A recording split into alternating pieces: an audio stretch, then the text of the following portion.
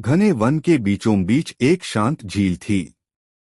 उस झील में एक बुद्धिमान कछुआ रहता था। नाम था कुशल। कुशल अपनी समझदारी के लिए पूरे जंगल में प्रसिद्ध था।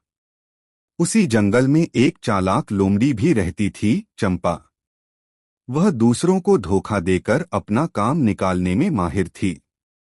एक दिन चंपा को झील के किनारे एक चमकती हुई चीज मिली। वह एक पुराना दर्पण था जो पास के गांव से बहकर जंगल में आ गया था।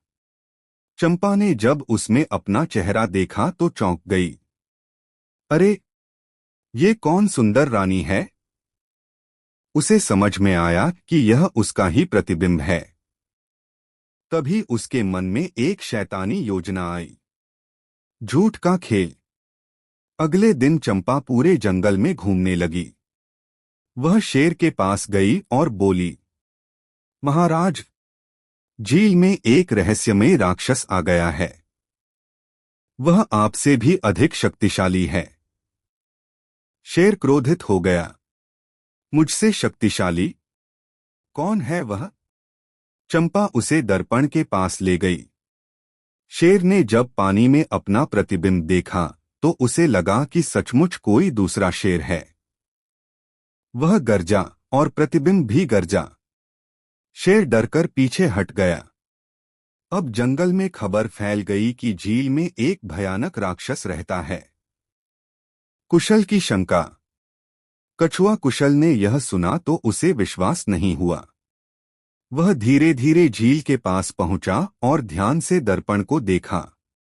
उसने समझ लिया कि यह कोई जादू नहीं बल्कि एक साधारण दर्पण है। कुशल ने सभा बुलाई और कहा, सच्चाई जाने बिना डरना मूर्खता है। चंपा घबरा गई क्योंकि उसका झूठ पकड़ा जाने वाला था। सच का सामना। कुशल ने सबको झील के पास बुलाया। फिर उसने एक पत्थर उठाकर दर्पण पर दे मारा। टन्न! दर्पण टूट गया। अब कोई प्रतिबिंब नहीं था। शेर समझ गया कि उसे धोखा दिया गया था। सभी जानवरों ने चंपा को घेर लिया।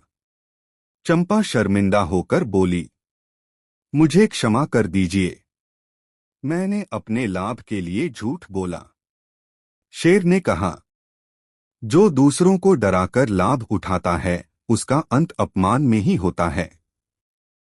शिक्षा मोरल। झूठ और भ्रम के आधार पर बनाया गया डर अधिक समय तक नहीं टिकता।